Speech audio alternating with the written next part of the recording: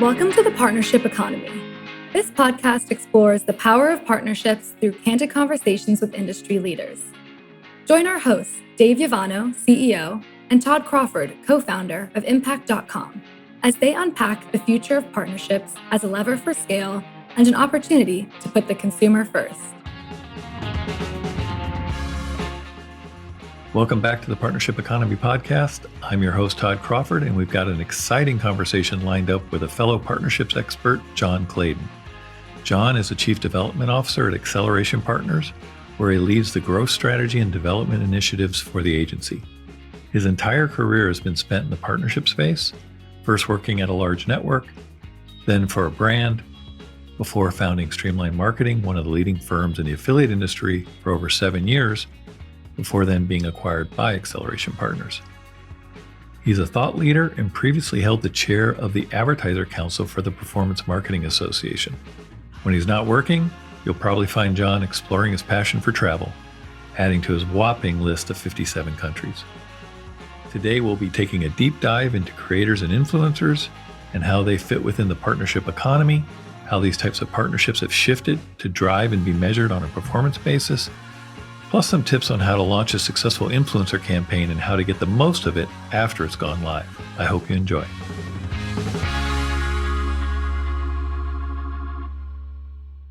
Hey, John, welcome to the Partnership Economy podcast. It's great to have you on. How are you doing? I'm doing great, Todd. Thank you so much for having me. It's always great to chat with my friends at Impact, and looking forward to this conversation. So this is another opportunity to really explore how creators and influencers fit within, alongside affiliate and other types of partnerships. Before we dive deep into this, I'd like to just first level set with who you are, where you work, and some of the services that you guys offer, just so that everybody knows where John's coming from in this conversation. I'm the Chief Development Officer at Acceleration Partners, fancy title. I work on larger strategic initiatives for the firm. And if you're not familiar with Acceleration Partners, we're the world's largest partner marketing agency with 350 plus employees across 16 countries. And we're very much the leader in the sort of enterprise market when it comes to managing partnership marketing programs. So what I've been doing for the past couple of years for the company is essentially spearheading our influencer initiatives. And we initially built a practice internally, hiring folks that have an influencer discipline in their background, but also had some background in affiliate as well, because we knew that there was going to be a really big crossover between our existing affiliate client base and folks that wanted to do influencer within that. So we built up a fairly sizable practice pretty quickly, just with internal interest from our clients. And then we recently made 2 acquisitions in the influencer space, 2 companies called Influencer Response and Volt. Influencer Response is a more traditional influencer agency where they work with what we would consider to be more macro creators. And then Volt is a social media agency, but really what they do is what we call amplification of content. So once it's actually created by those influencers, putting media dollars behind it to drive acquisition. And so now I'm responsible essentially for go-to-market strategy and the overarching executive function of the influencer group within AP, which is over 60 people at this point. So it's a sizable piece of our business, and we're growing very quickly. And obviously very excited about and bullish about the opportunity that we have in the space to continue to do that. Yeah, we're super bullish about it too. And as part of that excitement, we recently, last month, announced, we had acquired a company called Activate, which was a SaaS influencer platform. And we've now built out all of that capability that you would need to run influencer campaigns into our Impact.com platforms.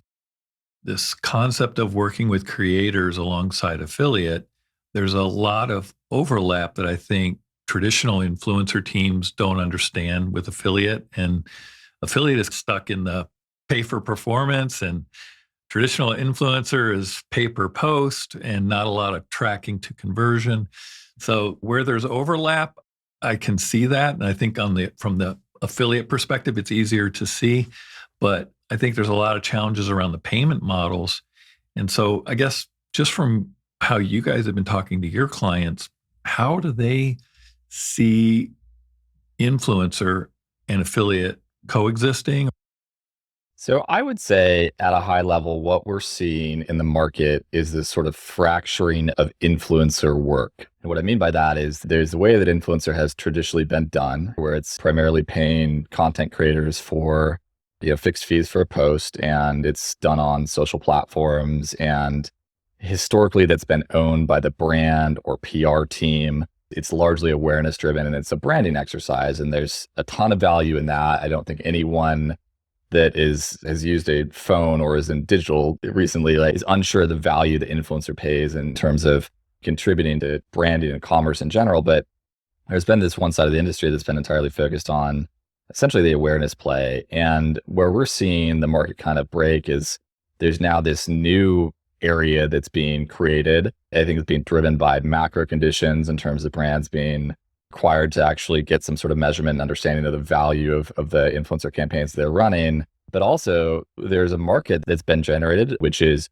performance-based influencer, right? And so we're actually driving revenue and customer acquisition to the channel as opposed to just the awareness and branding play. And so with that fracturing, there's this sort of uncertain element of this budget as to where it should sit and who should own it. And is it the PR team that knows how to do PR stuff? Are they going to have to figure out how to become direct response marketers? Is it the influencer agency that can make beautiful content and they can do it with the right color hue and the right background and do it to the brand style and guidelines like they've always done it, but then have to now figure out how to drive revenue from that? Or is there another team? And what we're finding is those budgets are going to the growth marketing team. And that's where traditionally affiliate is sitting within our client base. And they're making a play for a sizable amount of that budget and ownership of this more performative type of influencer work. And I think for the big clients that we work with, there's concurrent campaigns that are going on, right? So we're working with creators that are really oriented at driving customer acquisition. And they have a brand team, a PR team, an existing agency, whatever it may be.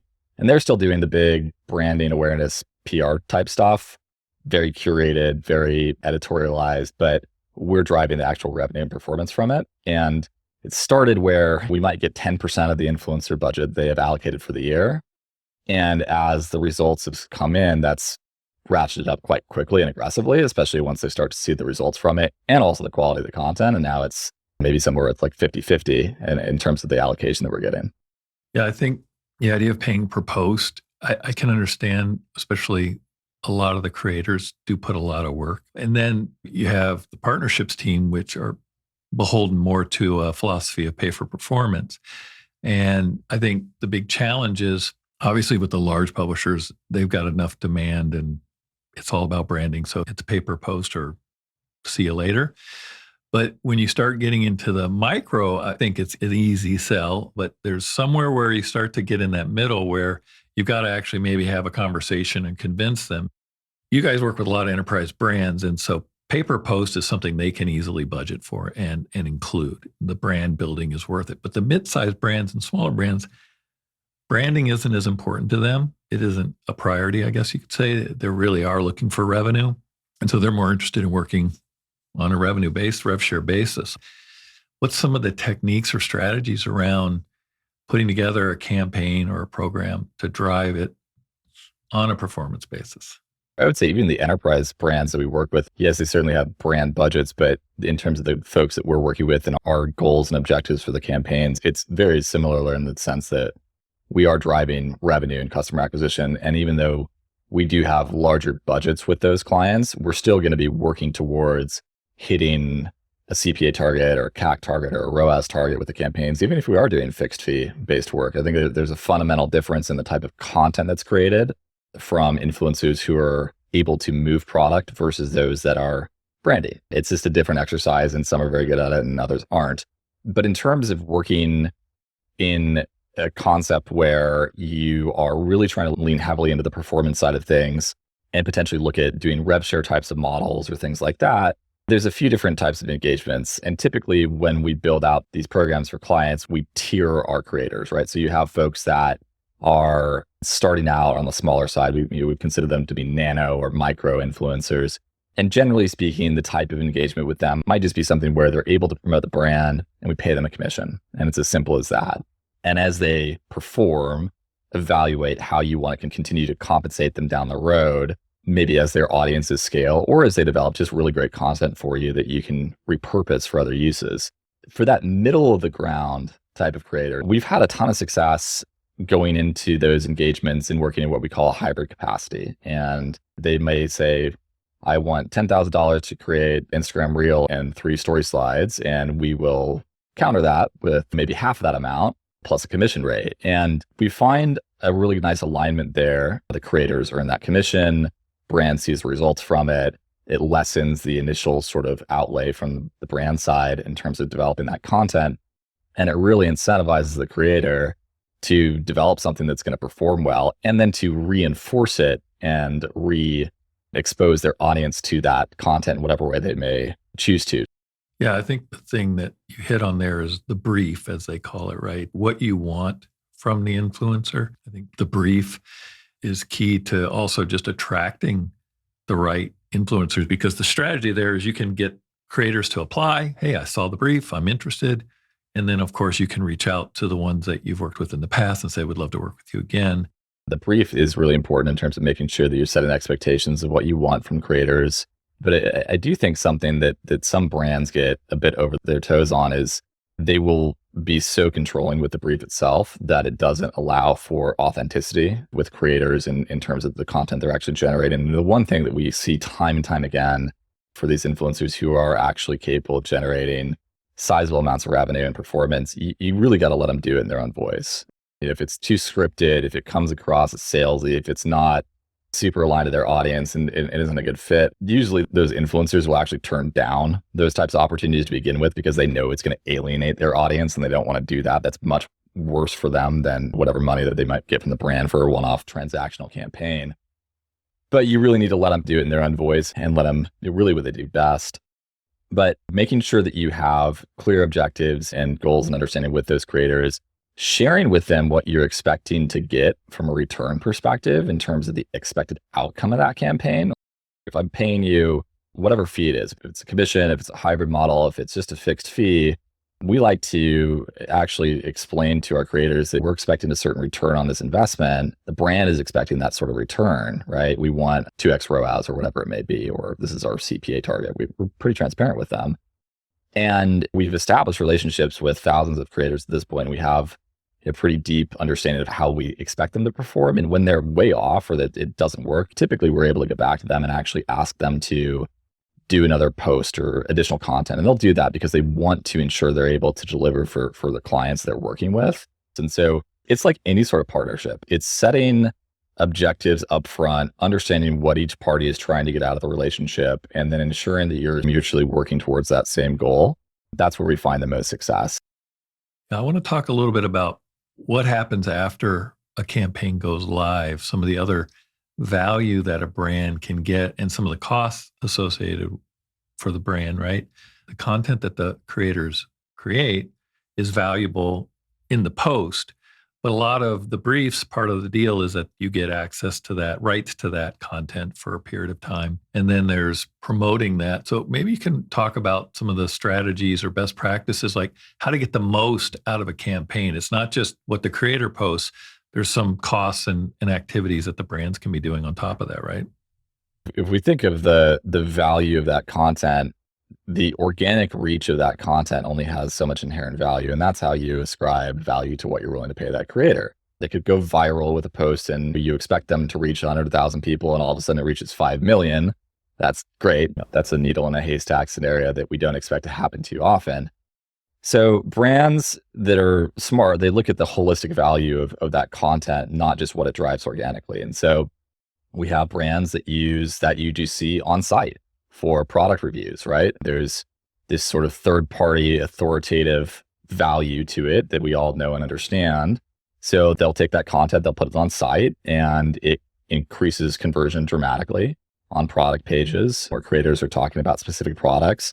We've had clients take influencer content and put it in TV spots. But one of the ways that we really drive acquisition and directly measurable revenue through the channel is what we call amplification. It's otherwise known as dark posting or allow listing or white posting. It's got a few different names in the influencer industry, but essentially once content has been created, you will negotiate some sort of fee structure with that creator if you want to use it through paid media. And essentially what we do is we get access to the influencer's handle. We take brand dollars and we boost that content across social platforms. So if you've been scrolling through Instagram stories and you see a sponsored post come up from an influencer that might look like somebody that you would follow, and they're talking about a product that you might be interested in, or maybe a product that you've been to a site and looked at, but you didn't buy, that's amplification. And that is the brand directly paying for that piece of influencer content to be served up to you in an ad format. And brands drive a huge amount of revenue and volume through that type of activity. And you can really understand the ROI from that. And so when we think of investment that brands are typically making into influencer campaigns, once they get them to scale, they might carve out half their budget for the actual content creation itself, working with creators. And again, whether that's free product, whether that's commission, whether that's fixed fees. But then they'll take the other half of that budget and they'll probably put it towards media to take the best quality content and the highest converting content and get in front of the right customer at the right time with the right message to really drive conversion. And we find that to be an incredibly valuable way of leveraging these creators. And so when you look at the holistic value that you're getting out of the channel, you might be getting a 1x ROAS or 2x ROAS on the organic content itself. And that's generally a pretty good campaign. But if you're able to drive amplification behind it, that becomes 5, 6x with the highly targeted ways of using these social platforms capabilities to really drive that conversion.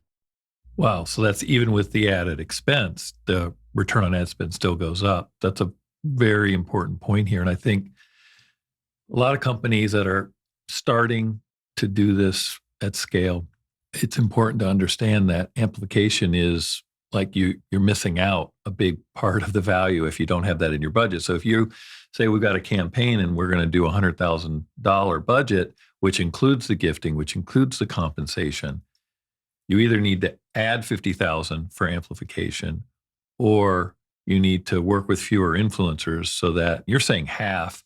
What's the least? 20, 25% maybe?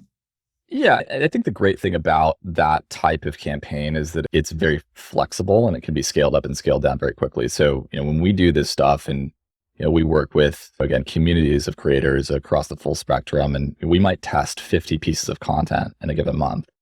And you put a couple $100 between each piece of content, and you're very quickly going to find the 4 or 5 that are converting and working really well. And again, as long as that's performative to the brand's CPA or CAC or ROAS goals, they'll keep spending. And a lot of the D2C brands in the space spend enormous amounts of money with this type of material. And interestingly enough about it, it generally tends to be cheaper to buy that media than if the brand were to buy directly. So CPMs are lower. And the click-through rates and conversion rates from it are generally 20 to 30% higher than if the brand is buying that media directly. So we're seeing a pivot from traditional social media buying, where the brand is actually the handle that's buying this content, to pushing this through to the amplification side because it just performs so much better. But I wouldn't say that you necessarily have to carve out 50% of your budget or something along those lines, but being able to test with some budget is always valuable. And generally speaking, once we do this and brands see that this is performing 20, 30% points higher than their existing paid social, a lot of that budget tends to shift over pretty quickly. That's a good point. The other thing is that even if you set aside 50%, you're not dumping it in one go. You're doing what you said. You're testing. Maybe you test 4 or 5 pieces of content and just none of it does well. And so you don't spend the rest of the budget. You spent maybe $1,000 and you said, okay, this isn't going anywhere. Let's hold out. Let's wait for the next campaign. And I think that's really valuable for brands that are hyper fixated on the direct response element of creator work and really wanting to understand where every dollar and penny is going to. And they're going to measure the amplification and media revenue that's being driven. But we know that's only a fraction of the true value that's being driven from these campaigns. And you look at, we've done, some clients who have built out sizable creator campaigns, and they were just doing the sort of organic side of things. And it's harder to measure that, right? We understand the challenges with that, the way that you engage with social platforms. There isn't necessarily a clickable link in a lot of that content. It's only so many people go to the link in bio, all the challenges that are inherent with it. But we've had some clients that have ran stuff and it was working, but it wasn't necessarily maybe up to the expectations they were hoping for. And so they shut it off. And then all of a sudden you see the entire site traffic start going down and volume and performance, right? So that actual halo effect of creator work is a lot larger than what we're able to track and measure. But the amplification side of it is the most attributable way to do it right now. But one of the things we love about impact, and the plug for your system, Todd, is we do see the full attributable value of attribution when it comes to creator campaigns. And a lot of this stuff is really upper funnel, right? It's oftentimes introducing a customer to a product for the first time or a brand. And so we're able to see that if an influencer starts that conversion journey from a customer's perspective, and they may originate with a piece of content they see on Instagram, they click on a link in bio, they go check out the brand, they're going to convert 2 or 3 weeks later. And that could be through an email campaign, it could be through an affiliate, it could be through some other channel. But we know that it originally comes back to that influencer that started that journey, or they are intersecting with that customer journey at some point during the customer purchase path. But how do we measure it in some way that we can at least go back to the board who's breathing down our necks, asking us to really measure every single dollar? Being able to see the attribution side of things is so valuable for us when we run these campaigns. Yeah, and I think it also is helpful to make sure that there's a lot of influencers that are driving a lot of value. They're really good at engaging with the consumer and educating them and helping them make the decision to buy. The insights are really the key to optimizing these partnerships, because if you keep working with influencers and you're getting a deal because you're offering them the opportunity to earn on a rev share, and that doesn't come out in the wash, they're not going to lean in on the next campaign. And so you need to be able to understand where that beyond last click, upper funnel, mid funnel support or influence is happening, so that you can keep them engaged, because nobody works for free. At least not for a long, after a certain period of time, they don't. No, they don't. There's nuances in the industry. Like every professionally managed influencers or influencers that are doing this for full-time capacity, they generally have pre-built rate cards and things like that. They expect to be paid for everything. There's some dollar value that has to be negotiated in any sort of engagement. And generally speaking, they'll have some sort of fee structure that they have in place for usage rights, is what we call that. Essentially, whether you use that content, again, through amplification, or if you put it on site or in a TV commercial, whatever it may be, they generally have some sort of pre-negotiated fee structure. But smaller micro creators, sure, they could ask for something and you might give them something in exchange for that, but they're going to be much more receptive to allowing for that exposure because it ultimately helps them out. And interestingly enough, we've tested, oftentimes it's the guy or the woman who's sitting there holding their phone up, doing a selfie type video, just talking really authentically. That ad content generally performs oftentimes better than the highly produced, highly professionalized macro influencer type of stuff that frankly looks like an ad. And that's what ultimately we're trying to get away from with that type of content from a media buying perspective. And that's why the stuff that's authentic and just looks natural converts so much better, because it's not in your face, and everybody hates ads now, right? Working with micro and nano creators to develop that content and then testing that through amplification is incredibly effective. So I want to shift to one last thing that I think, especially people that eat, live, and breathe their influencer program, working with creators, that I find when I talk to customers that are really starting to look at scaling this channel, don't realize, because it's not really something you can do on most influencer platforms. And that's this concept of an always on, in addition to running campaigns. So you've got your product launches and your seasonality where you want to have a campaign-based coordinated push. And then there's this idea that, hey, there's a lot of great influencers that are always find products they like and want to recommend. And if there's already a commission associated, which is very in line with how affiliate works, have at it. You can be in our influencer program. There's a product feed that you can search for, and all of them have commission rates associated with them.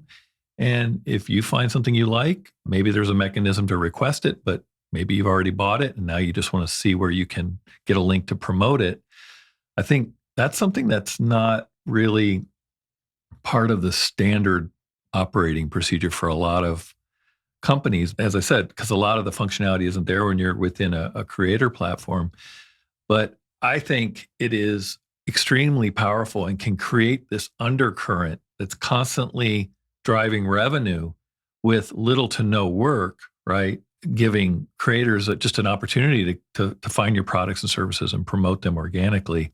Again, I think this goes back to the sort of shift that we're seeing in the influencer industry broadly. It's historically has been very transactional in nature. Again, from these branding or PR teams, we have a brief and this is the campaign and we're trying to promote this product and it's for this period of time and it's a one and done or maybe a handful of posts, but it's transactional.